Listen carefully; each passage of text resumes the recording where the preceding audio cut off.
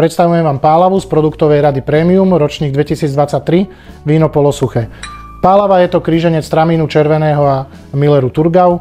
Po tramíne naozaj tam cítiť nádhernú vôňu rúží, veľmi pekné aj také liči. Je to veľmi krásna kombinácia kyseliny a zbytkového cukru, po Milleri svieža kyselinka. Víno veľmi vyzreté, vhodné na archiváciu a čo ma veľmi teší, tak ročník 23 naväzuje kvalitou na ročník 2022, kde sme s našou Pálavou vyhrali na súťaži Bacchus Madrid zlatú medailu. Tu krásne si môžete pozrieť ten glycerol, že zakrútite, počkáte a vidíte, ako vám to začne stekať, robiť také tie kláštorné okná, krásne oblúky.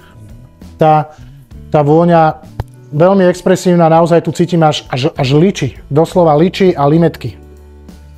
Tuto cítiť aj takú tú mineralitu, už v tej vôni sa vám to môže za také slané. Práve býva cítiť aj z tej galanty, veľmi často.